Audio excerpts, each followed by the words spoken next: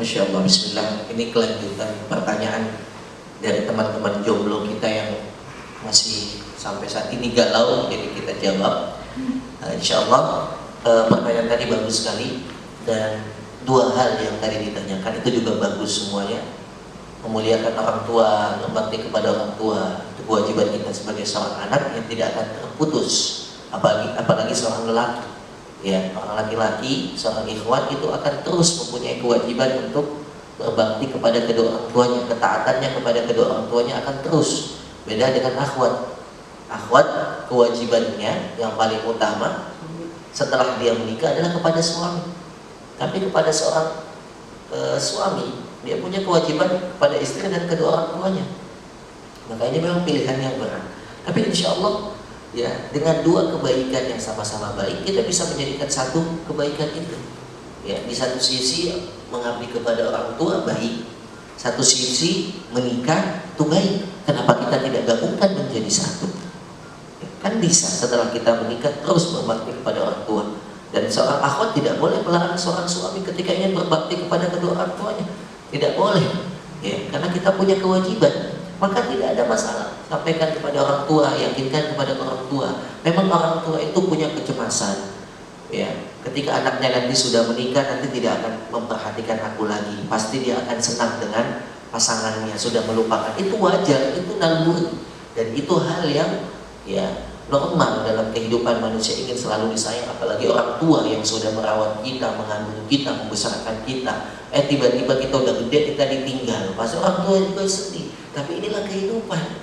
Ya, dunia ini tempat kita dicoba dengan kesenangan, dengan kesedihan, dan itu biasa akan berputar. Orang tua yang paham seperti ini, insya Allah dia tidak akan berat melepas anaknya. Karena toh dengan anak saya menikah, ya tanggung jawab saya ya sudah berkurang. Ya, kalau dia belum menikah, dosanya akan terus, ya, akan terus juga mengalir kepada kedua orang tua. Makanya dalam hadis kan 3 amalan yang tidak akan terputus. Yang pertama adalah ilmu yang bermanfaat, yang kedua sedekah jariyah, yang ketiga anak soleh yang mendoakan kedua orang tua. Nah, maka orang tua yang tahu hal ini, maka jangan ditahan anaknya untuk tidak menikah. Jadikanlah pernikahan anak ini sebagai bentuk dia untuk senantiasa meningkatkan ketakwaan kepada Allah dan mencegah dia dari dosa. Dan kita sudah membantu anak kita untuk jauh dari maksiat.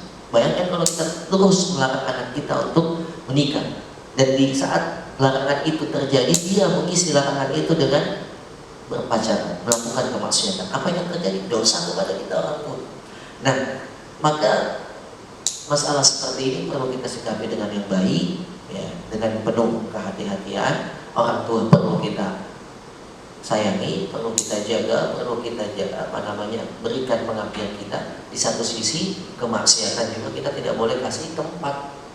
Nah, maka sampaikan kepada orang tua kita hal-hal yang baik, pahamkan bahwasanya kita jaga komitmen kita, bahwasanya setelah menikah kita akan terus bersama orang tua kita. Kalau perlu awal-awal nikah ya nggak apa-apa, tinggal bersama orang tua gitu kan, meskipun lebih baik setelah menikah hidup mandiri gitu ya, hidup bersama keluarga sendiri. Tapi kalau belum nggak ada masalah. Ya, yang jelas kita halal dulu, terhindar dulu dari maksiat. Adapun hal-hal yang lain di belakangnya kita bisa obrolkan dengan orang tua kita bisa obrolkan dengan istri kita. Ya, karena yang susah itu menyatukan dua. Ya, seseorang yang saling mencintai karena Allah itu susah, karena syaitan pasti akan menggoda sekuat mungkin. Tidak heran kita melihat banyak orang yang tadinya sudah ingin menikah, gagal pernikahannya. Ada satu kisah cerita seorang ikhwan yang sudah siap menikah, dia kerja sebagai diplomat di luar negeri. Ya, dia sudah siap pulang ke Indonesia. Ketika sudah pulang ke Indonesia semuanya sudah siap. Ya, undangan sudah disebar. H-2 kalau saya tidak salah ceritanya, H-2 atau H-3 pernikahannya batal.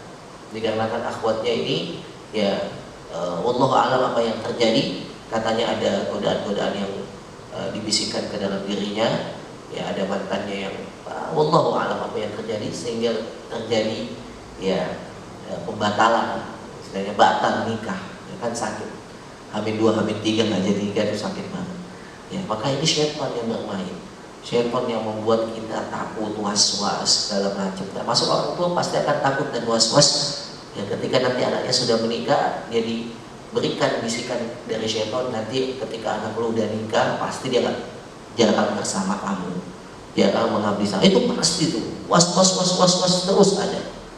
Maka pahamkan orang tua kita, sampaikan, ya insya Allah orang tua kita, hati orang tua itu akan ya lembut dengan sendirinya ketika anaknya betul-betul menunjukkan akhlak yang baik, sikap yang baik, ya attitude yang baik ketika dia ingin nikah.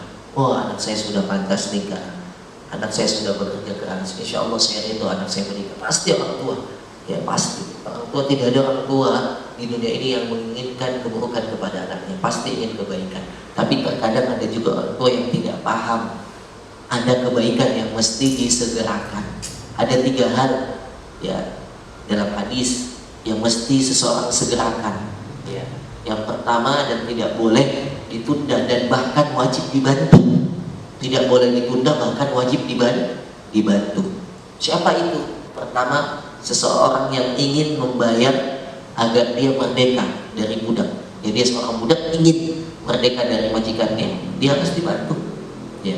Kemudian yang kedua dalam hadis ini, seseorang yang ingin menikah untuk menjaga dirinya, dia harus dibantu, jangan dipersusah. Dan yang ketiga, orang yang berjihad fi sabilillah, dia harus dibantu dan dipermudah. Maka menikah ini jangan dipersusah dan jangan dipersulit. Bantulah anak-anak kita. Untuk orang tua, ya pahamilah bahwa menikah ini kebaikan, ya, dan insya Allah tidak akan terputus ya pengabdian anak setelah menikah, masih bisa mengabdi terus-menerus, ya.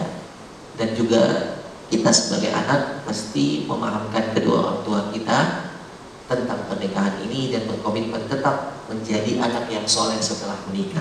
Karena kewajiban untuk mengabdi kepada kedua orang tua kita selama beliau masih ada di dunia ini, kita harus mengabdi, berbakti kepada keduanya. Bahkan ketika beliau sudah tidak ada, kita juga harus tetap berbakti dengan apa? Amal soleh dan mendoakannya. Baik, itu saja yang bisa saya jawab. Mudah-mudahan jawaban ini cukup membuat yang bertanya tadi bisa mengamalkan dalam kehidupannya, dan mudah-mudahan Allah mudahkan segala niat baik teman-teman kita yang ingin menikah. Wallahu a'lam bishawab. Assalamualaikum warahmatullahi wabarakatuh. Waalaikumsalam.